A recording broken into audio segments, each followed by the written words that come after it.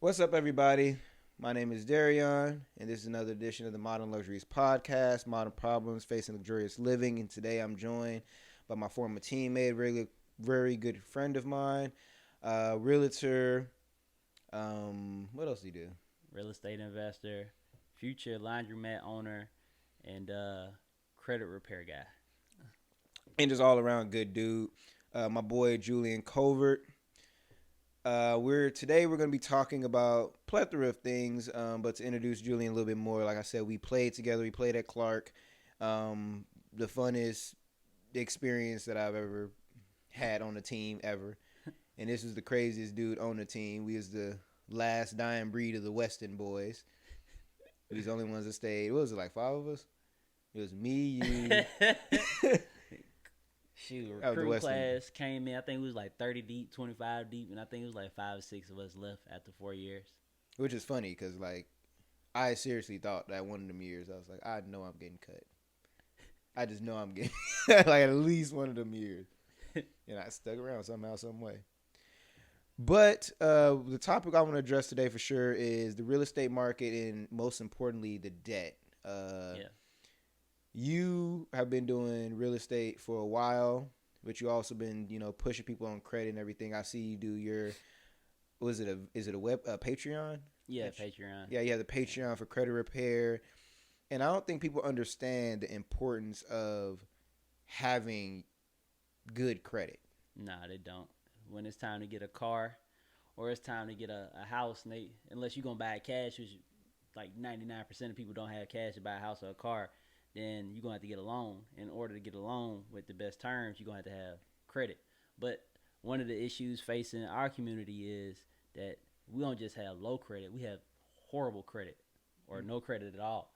And we have like 400s, 500s. There's a lot of people that come to me. Most of the people have mid to low 500 credit scores, and I'm like, what's going on? And a lot of the stuff is they just not keeping up. They're not monitoring their credit at all. So they might have closed accounts with car loans or cell phone bills they stopped paying years ago, and it was like, oh, I didn't know that affected me. Like, yeah, they don't monitor their credit at all. And they might have student loans, they go delinquent. They haven't paid the student loans in a year or two, and they just don't think about it until the time comes up. Like, hey, I have to have credit now because now I want to buy a house. I'm having a family, but it's like, nah, you know what? You got to push that back another 4 to 8 months because now you got to go through the credit repair process, and that takes a long time because everything is handled through the postal service. So yeah, that I was kind of forced to start doing the credit stuff because so many people were coming to me that wanted to buy a house and they wanted to uh, seek home ownership, own real estate, and utilize that to help themselves in the future and like with retirement and all that. But then nobody could do it because the credit was just horrible. So I was forced to like learn about credit, and then so I can help other people get eligible to buy a house in the first place. So that's how I got into it. And it's crazy because like with credit, I know we talked about this when we was eating dinner. Like, why? Like, credit is needed more than cash nowadays. Like, Yeah. people. Like, I told somebody, I was like, you can go to a car dealership with 10 bands cash, and there's this possibility, depending on what dealership you go to, they're not giving you a car. Nah. They gonna want to show credit. Where it's kind of like, why do I need credit? When I, like you said, I should be the best. You should want me. I'm giving you 100%. You know I'm gonna pay you. Why? Yeah. Because I'm giving you all of it. Least riskiest. Yeah, like why? So I think a lot of guys, well, a lot of us being black people, look at it like that. Like, if I got some money in my pocket, I don't need credit. Yeah.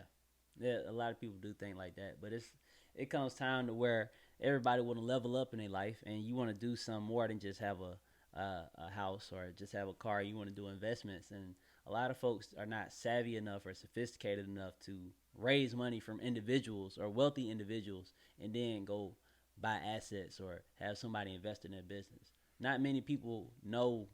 They don't have that many people in their circle, if any at all, that have $1 million net worth that has two, three, $400,000 sitting around.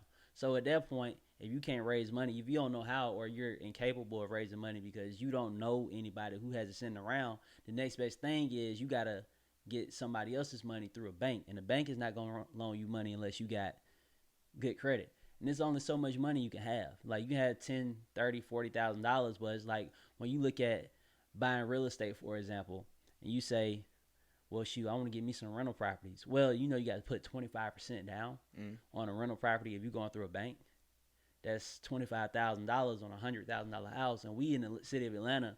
So you ain't getting 100,000. You looking at, for a good rental property, you looking at least 200, 180. Yeah, it usually works best between 125 and 175. But you can get something cheaper, but still, it's like how many rental properties you gonna get if you got to go to the bank to get a loan all the time, and you got to put down $25,000 cash. You can't do that. So if you had a better credit score, you can go to the bank and get a conventional loan, 0% down with no mortgage insurance. That way, not only do you have a higher chance of getting your offer accepted because you're not coming in with FHA with all them strict guidelines, but then your monthly payment is also lower because you don't have mortgage insurance. That's between $100, $250 knocked off your monthly payment. You can get a 0 down loan, get in the house, live in there for 2 years, fix it up on your own, take your time, and then you can move out and repeat the process without having to bring $25,000 to the table for every single time. Yeah, every single time. And it's not like, okay, I'm putting my $25,000 here and then I'm gonna make it back in 2 or 3 years. No, real estate don't work like that. If you had good credit, then you could probably bring on some partners and say, hey, I want to raise money and buy 5 houses, or let's say 4 houses to keep the math simple, and that's $100,000 each if you buying $100,000 house. So you're gonna have to bring $25,000 to the table for the down payment 4 times. So you say, okay, I want to bring 10 of y'all on. I want y'all to partner with me and help me get these houses. How do they know they can trust you? That's really all credit is. But I feel like a lot of times we rely more on like gentleman's credit opposed to like paperwork credit too, as black people. Because black people, we don't be writing this stuff down. We just be swiping, spending. Yeah. And then as soon as we get money, we buy Gucci and buy Benz. That's like, we don't think about rental properties and investing in stocks, and I'm one of them. I mean, I'm not ashamed to say, like, I wasn't, and granted, we both still young. Like, I'm 24. I don't know how old you are. You're 25. Yeah. So we're both still young, so we can afford to make those mistakes. But even me, I started making money, and I buy a little car, buy my apartment in Buckhead, and it wasn't till COVID that I reached out to you and was like, why am I spending so much money renting an apartment when I can spend the same amount of money and get like a 3-4 bedroom townhouse, or have some, that's me, I got this is mine. Yeah. And you can use it as a tool to make you richer now and down the line. Like, a lot of people don't know. I tell people the best thing you can ever do is get a house and never sell it. Like, if you rent an apartment, okay, that's cool, but just know, and everybody knows this, it's been said 1 billion times, get an apartment, you pay rent every month. That's like throwing money in the trash. You're never going to see that money ever again. The most you can get back out of an apartment is your security deposit. But when you go to get a house, you make that mortgage payment every month. You're building equity, and it's the equivalent to putting a little money in a savings account every single month, because it's not all of it's going away.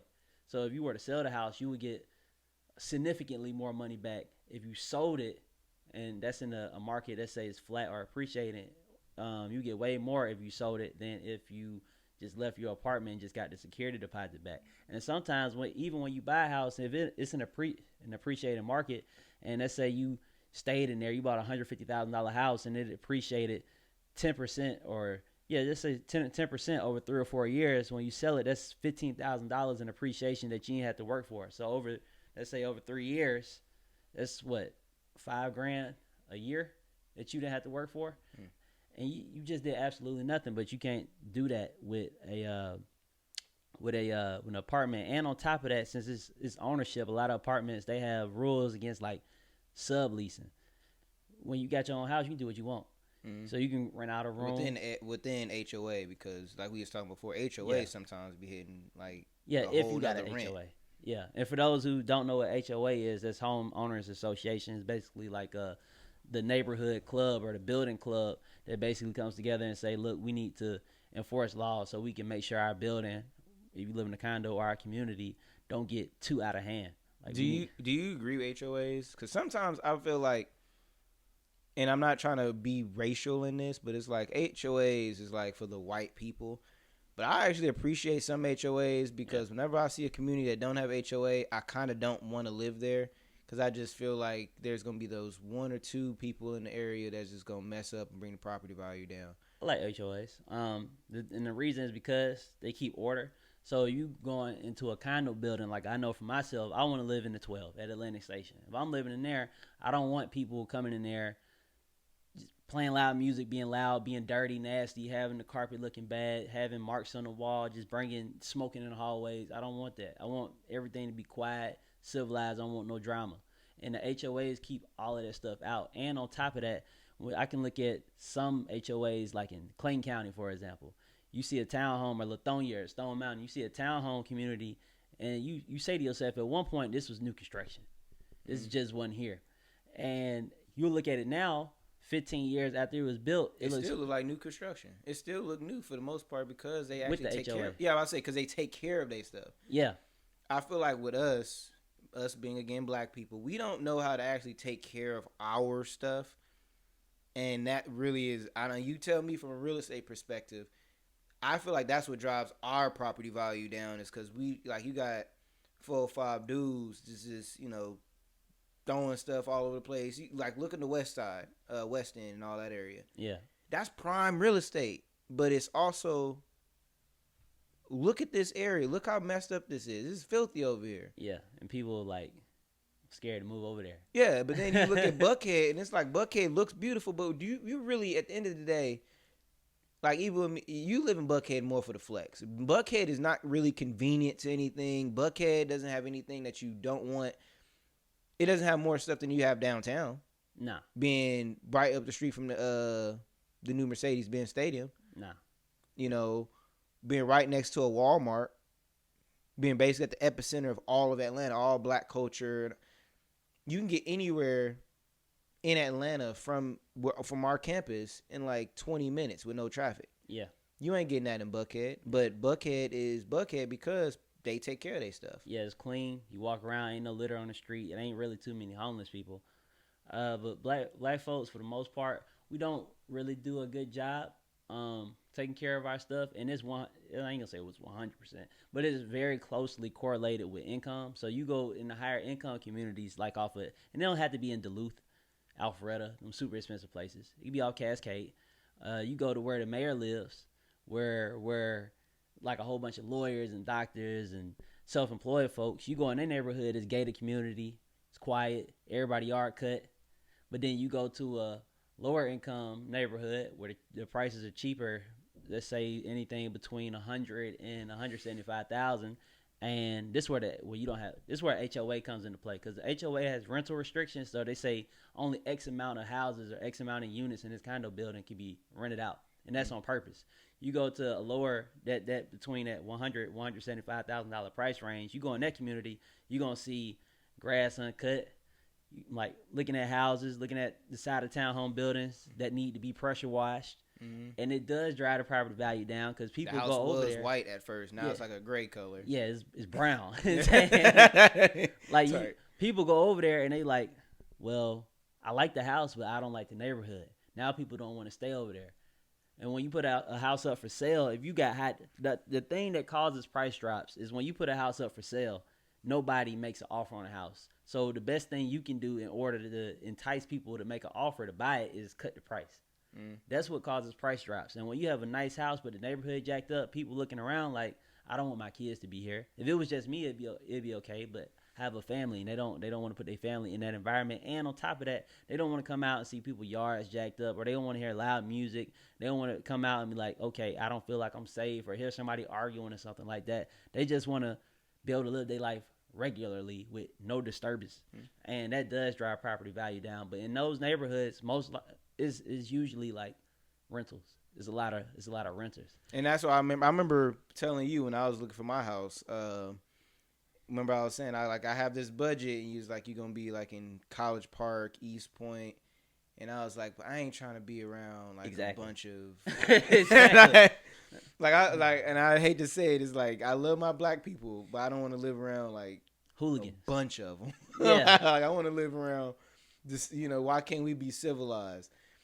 And like I know you and I, we both grew up, we didn't have silver spoons in our mouth. Like, Nah. you grew up in, what was it? You went to Carver High School. Yeah. Like, you grew up in the hood too. So we are the exceptions, that we see the finer things in life. We actually have experienced it. We know people. We know things about HOAs and the importance of them, and governance, and showing deference to the community and people. Do you think that that's something that is just fleeting in our age bracket, or is that just something that just comes with time? You're saying, ask that question differently? Like, well, basically what I'm saying is, like, the way you and I operate, Mm-hmm. and that's why I got along with you for so long. And I think I told you before, out of everybody on our football team, I knew you would be the successful one. Like, I knew I could, if I had to vouch for anybody that's going to be successful, it would have been like you, Fanbro, Matt, me. Whereas people that went to the same school, came to the same situation as us, I just know they ain't about to. Yeah, that's not it's not going away. It's always those select few. That's why, like, you look at, like, they did a study, right? And then they said, oh, all the people, and this is Harvard. They look at all the people that went to Harvard, and then they said, what if we told y'all that 3% of everybody who graduated from Harvard, just these 3% of people, made more money than everybody else combined? You always gonna have the small percentage of people, so it's not going away. It's when you have people who are focused at a young age, or who just take themselves seriously, or who have any type of forward thinking, like, okay, where do I want to be 5 to 10 years from now? Where do I want to be 3 years from now? They have set goals. They might not write them down, but they have unconscious goals. Like, I want to make a 3.5. I want to be able to get 3 internships. They might not write it down, but they're always thinking about it. It's a whole bunch of people. It's way more people that live unconsciously and unintentionally and have just no direction in life, period. They just living. Whatever's in their face, that's what they're focused on. And it's not going away. It's just very few people like that, especially at that age. People don't really start to live more intentional until they wake up and they in their 30s. And they like, realize they ain't got nothing going right now. Ain't got nothing going. Like, dang, how am I going to retire? I have $3,000 in my bank account. I have no investments. I have no residual income. I got a family. Like, how am I? That's when a lot of people wake up when they start having kids. Like, how am I going to support this person? Okay, I gotta actually get more focused now, because it's not just me. I had another responsibility, and it's not just because, I want their life to be better. No, it's because I don't have no money.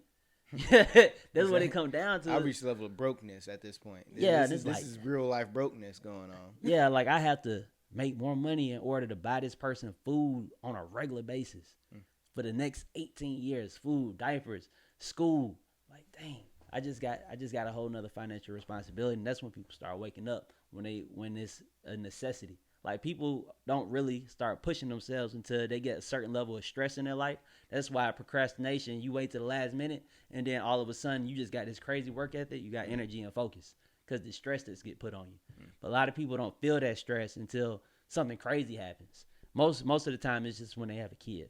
But the folks who, like, when they're younger, just think and start with the end in mind, like, where do I want to be in a certain amount of years, those are the people that get ahead.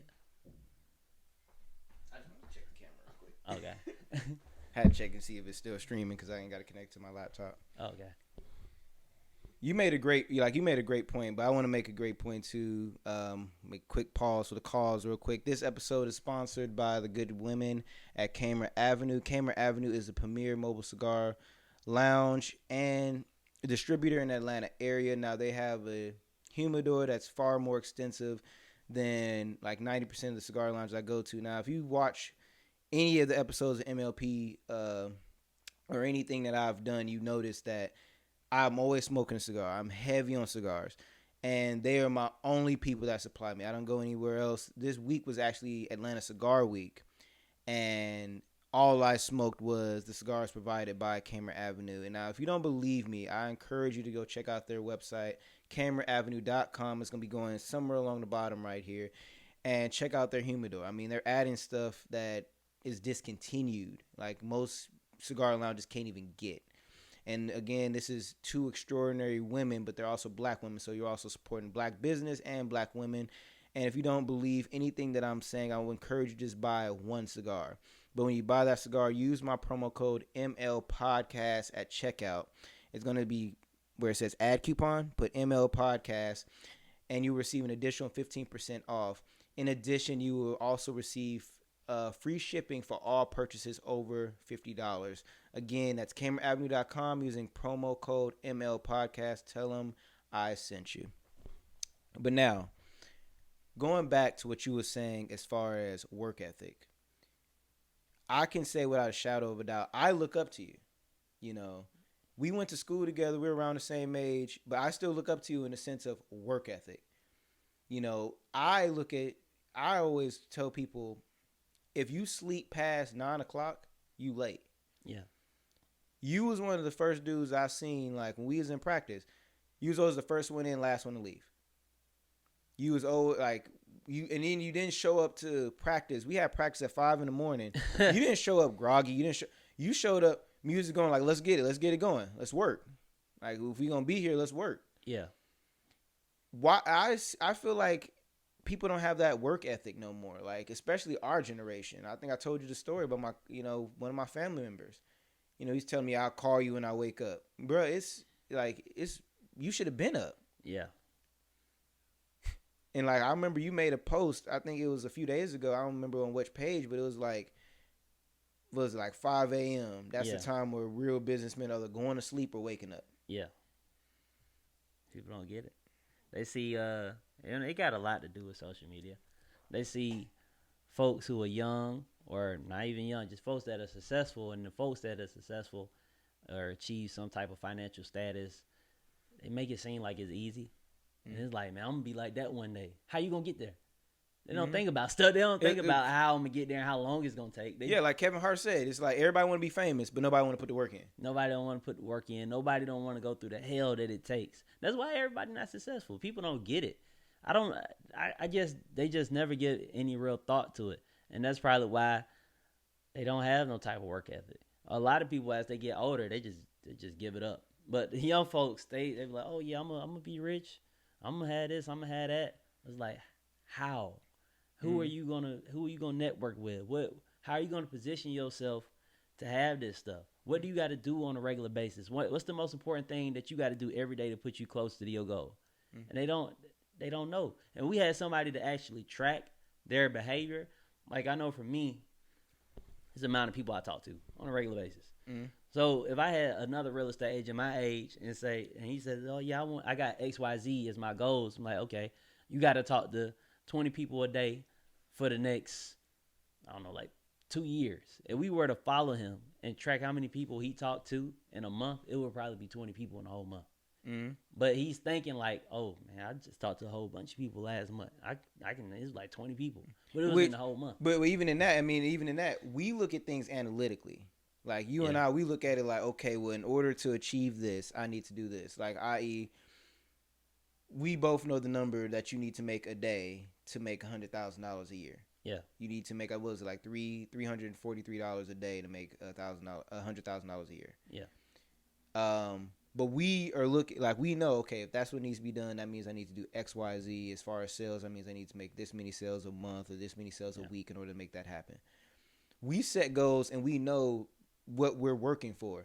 I think a lot of people, especially in our age, confuse busyness with work. Yeah, they like do. Hard work. They can think that they're doing something, but it's kind of like, well, what is your gauge of accomplishment? Yeah, they don't know. They're not moving the needle forward towards their goal. That's one. Two, they're not identifying like what are the key activities they need to be doing on a regular basis to push them forward. They don't know those key activities. They don't know how many times they have to do it, or they don't work backwards and try to make things more objective and quantify everything. They don't do that, and they just don't track stuff, man. Like what gets measured gets managed. They say that all the time. So if you want to start working out more, start tracking how many days you work out on a piece of paper or on some type of app. Like, I worked out 2 times last week. Now it brings it to your focus. They say what you focus on expands. Where your focus goes, energy flows. Some little sayings like that. But it's like, no, that's true. And people don't identify. They don't quantify anything. It's like, okay, if I want to be a sports reporter, to put myself in the best position to be a sports reporter, because I know it's very politicky and hard to get in, I need to have people around me who can vouch for me and who can put me in these high places. Which in our generation, you know, all the dudes we went to school with, well, I don't even say all, a lot of people we went to school with, they didn't have that. They just believed that, you know, I'm gonna make money, but I'm gonna hang out with the dudes. It's like we all here. Like if you hang around 10 broke people, don't think that you ain't about to be the 11. Yeah. A lot of it comes down to networking and hard work, and then we understand the difference of like hard work and networking. Yeah. There is a level of work in networking, and like the things that we do, the things that we say, the way we present ourselves, we position ourselves with people that's going to help us, i.e., like you said, the sportcaster, or even with you with real estate. You want to be successful in real estate. So who do you hang out with? People that are successful in real estate. Yeah, learn from them. Yeah. Like going back to the example with the folks that you want to be a sports broadcaster, you know, it's politics. You don't even got to be good sometimes to get in. Like, you look at Tiki Barber. He was on there, but then he got fired. They got him off. Keeps bothering me. I'm sorry. they got him off. But it's like, okay, I need to be going out to X amount of networking events, and I need to add X amount of people to my phone every month or every week to have, in order to put myself in the best position to achieve my goals. Because you cannot control the outcome, but you can influence it. Mm-hmm. And the way that you can influence the outcome is by building those relationships with people around you. I remember I was like, I'm gonna make one new I think it was like one new mentor a week or something like that when I was in high school, and I made the decision to go out there and interview people. So I was like, in order to land one interview, I don't know what it is, but starting out, I'm going to reach out to 20 people every week. And I'll reach out to those 20 people, and out of them 20, like 15 was like, yeah, we get you an interview. And that's how, like, you look on my page, my Instagram page, you can scroll down long enough, you be like, keys to success with Rod Williams, keys to success with Terrence Stevens. And these are two people I talk to on a regular basis. I go to Terrence's house probably like 2 or 3 times a month. And those are the people I was trying to position myself around because I wanted to be in their position. And I knew, like, okay, in order to best position myself for success, I need to talk to people who are successful. Okay, how many people do I need to talk to, and how many a week? And I was tracking it. It was like, okay, how many people did I reach out to a week? This week, I reached out to 9. I'm not doing what I'm supposed to. Next week, I reached out to 20. Okay, I hit my goal. Next week, I reached out to 40.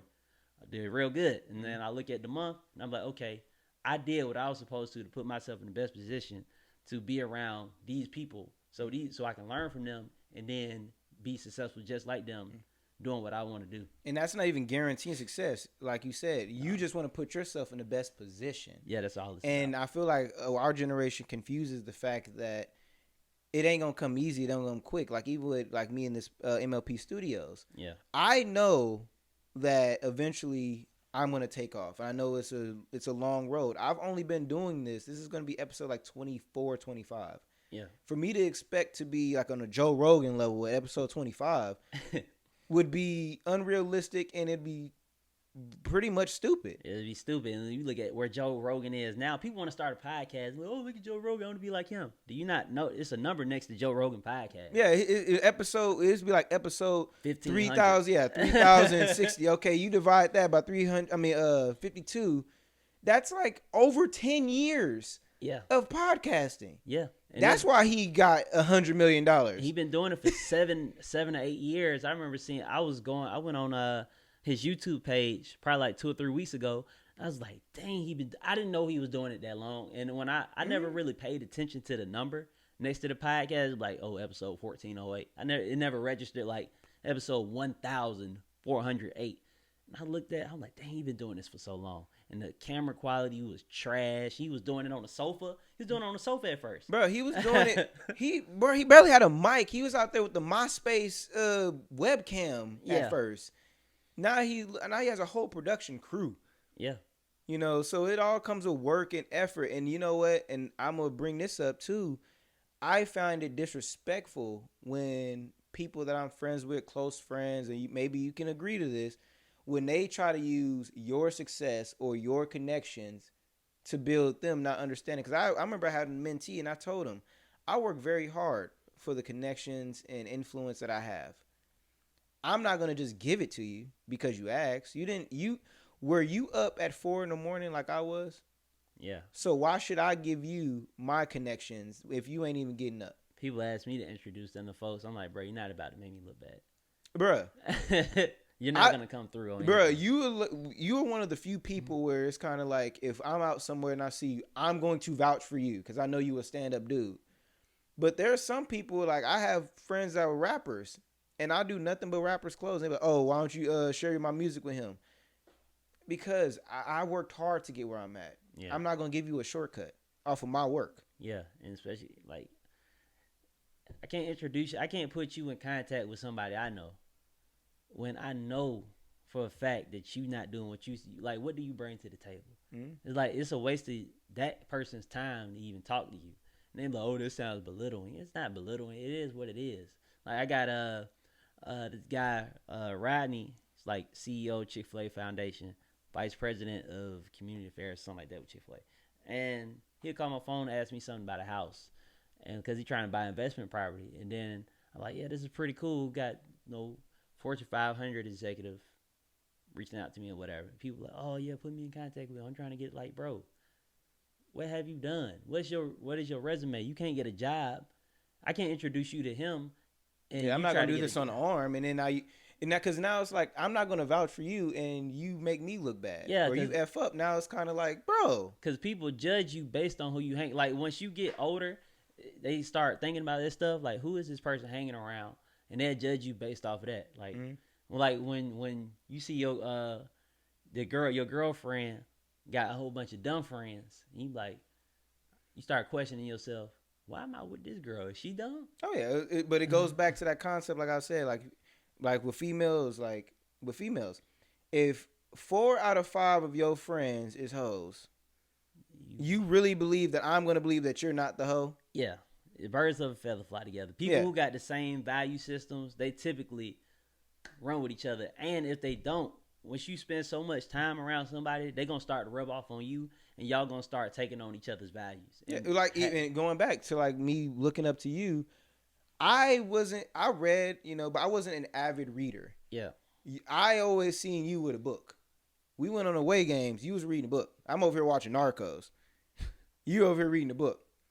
So I started to, like, okay, let me start actually reading some books. Let me read the 48 Laws of Power. Let me reread the 21 Irrefutable Laws of Leadership. Let me reread Machiavelli, The Prince. Yeah. And then I just started to grow from there. And even now, there's been times where I've sent you, like, hey, have you read this book? Or you sent me, hey, look at these books. Yeah.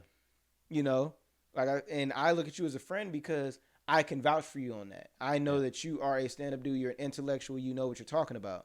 Whereas some guys, they come to me like, hey, put me on. The fact that you just asked me to put you on lets me know that you ain't. Yeah. If you doing what you're supposed to do, you won't have to ask people to put you on.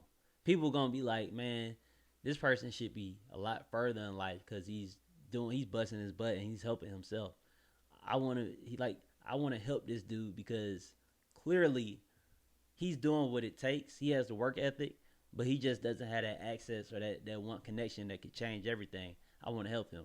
Like, I had so many people reach out to me to ask them, can I be on a real estate team? They reached out to me. I never asked them. I was like, yo, man, can you help me out? Or they see the work ethic and they reach out to me and say, yo, we want you to, like, my Facebook, right? So I put up, like, how many people I talk to a day, the leads, like, it's like public accountability to make sure I'm doing what I'm supposed to do, achieve success as a realtor. And I had one of the guys, David Green, who is the co-host of the world's biggest real estate podcast, Bigger Pockets. He reached out to me and was like, yo, these people are vouching for you. I see that you're posting on your Facebook how many people you contact every day. Would you be okay with moving out to California? And he called me. And I was like, yeah, that'd be cool. I would want to learn from you, because you've done some stuff, and I would get bigger and smarter in the process. And I see you as somebody who's just good to learn from. He's like, how would you feel if you could make $150,000 your first year? I'm like, oh, that's pretty cool. It's pretty cool. And then for some reason, I just never went. It was because I wanted to stay here and be self-sufficient. But he reached out to me, and then I had another lady who said, yo, I want you to be on this podcast. And I was like, I've been listening to this Real Estate Rockstars podcast for a long time. And The dude who started the podcast, Pat Hyben, somebody I looked up to, #1 realtor in America, makes $40,000 a year in passive income or something like. No, $40,000 a month in passive income or something like that. So she put me on the podcast, right? And then the guy who's the host of the podcast put me in touch with somebody else because they're like, man, Julian, Aaron Amuchastegui.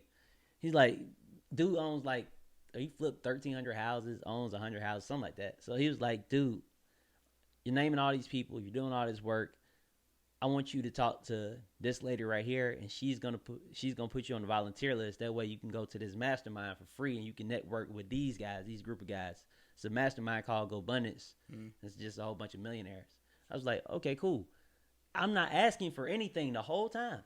The lady put me on the podcast because she saw what I was doing. He talked to me. He was like, well, you got recommended to come on this podcast, and I like what you're doing in Atlanta. Let me put you in contact with this lady. So then when I got somebody that knows somebody that knows somebody that knows somebody. And it just kept passing me around. So now I'm at this thing, and they're saying, yeah, we want you to come back to the next mastermind when we go to Aspen. I'm like, okay, that's cool. And then they say, we giving y'all an opportunity to be in Go Abundance, to get mentored by the guys and go Abundance. You don't have to have $1 million network. I'm like, shoot, that's cool. And so like I'm able to talk to people who bought 100-some houses with almost little money and never went to a bank. I get to talk to Nigel Geisinger, who owns hardware stores, real estate. He flips businesses, owns plenty of laundromats in Oregon. It's like I never had to ask one time. But yeah, I never had to ask for any of that stuff. It just all came because they said what, you attract what you are or something, or something like that. But yeah, you put in the work, people gonna mess with you. You don't gotta ask for anything. Like you said, it really just stems from having just tremendous work ethic. Yeah. And work ethic in the sense of like you said, I'm self-sufficient.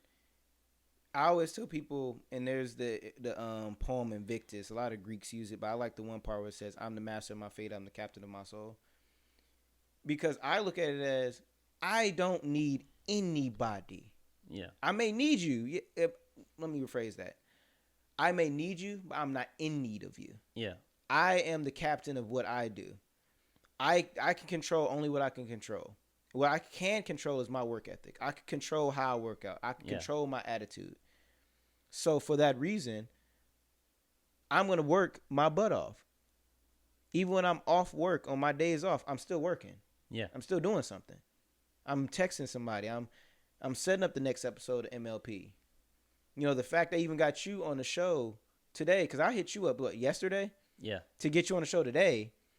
But that all happened because I reached out to you like 2 weeks ago saying, I want you on the show. Yeah.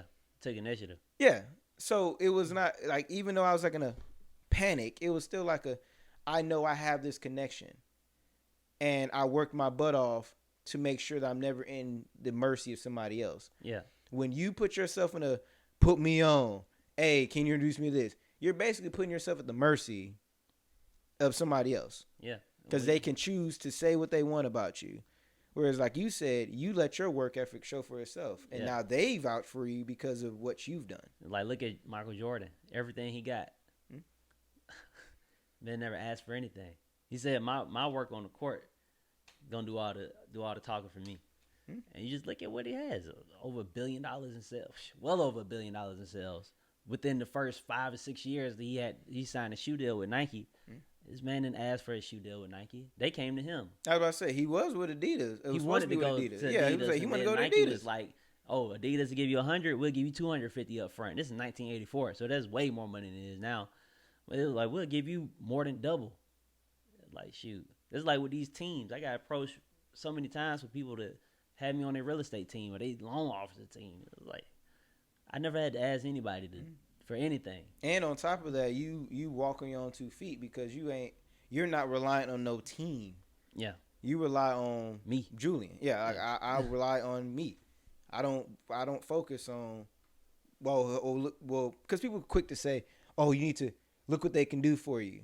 Look what I can do for myself. Yeah. I made my own. I'm not saying that being pompous, like I'm self-made, you know. Yeah. But it's one of them. I work my butt off to get what I want. I'm not relying on somebody else's work to validate my work. You always need to be in a position where they fire you, you can still support yourself with your own resources. Mm-hmm. Got to be financially independent, and people learning that the hard way with Corona. Oh yeah, because there's so many people that was relying on credit in debt, relying on credit, and they realized that if they lose their job, they really aren't. They're at the mercy of somebody else. Yeah, they're at the mercy of their job. And they got a lot of 6-figure earners who were basically spending all their money that they got, and they got fired and realizing like they might never get that job again, that 6-figure job again, and they don't have nothing to show for it. You've been making 6 figures for the past 5 years, and you don't have one source of residual income. Mm-hmm. Now you feel stupid. Now it's that, like I was saying earlier, it takes like something traumatic for people to actually start taking action and doing what they're supposed to do to, put themselves in the best position to succeed or whatever. But it's that stress. The stress makes you take action. That's what compels you to take action. Now they stressed out because they don't have that check coming in no more, and they're in a scramble to find another job, but everybody's getting let go. There's no jobs to find. Yeah. So you just went from making $200,000 a year to dependent on this unemployment check that had stopped coming out in August. Mm-hmm. And they should have. Now they see the importance of, buy assets, rich dad, poor dad. I should have did that stuff. They're saying they should have. It's the woulda, coulda, shoulda, and I'm not to say I'm exempt. I was one of those people. Like I said, I reached out to you to buy a house during COVID because then that's when I realized I'm spending money for nothing. Yeah, I have nothing to show for it. Like I'm spending my apartment, like I said, is like $1,400, $1,500, sometimes even $1,600 a month. And it's a 1-bedroom apartment in Buckhead. Yeah. I was in a situation where, like you said, Corona made me realize, some traumatic made me realize I need to start looking at, making more actions to make sure I'm successful. Mm-hmm. I mean, my level of success. But, before we get out of here, I want you to, shout out your Instagram, shout out anything that you're doing, your Patreon, of course, all what you're working on. Yeah, so my Instagram is Julian Colvard, COLV as in victory, ARD as in dog. You follow me on there. I post nothing but real estate and credit advice all the time. Post houses for sale. If you're in the Atlanta metro area, you follow me, you'll see a lot of the houses that are for sale, and you'll get a good idea of how much money you need to bring to the table to get the house, and then how much it's going to cost on a regular basis. On Instagram, it's the link in my bio. To Patreon, it's a whole bunch of stuff you can pay for on there, but it's basically credit coaching. If you want to learn about wholesaling real estate or investing, buying houses with really no money down.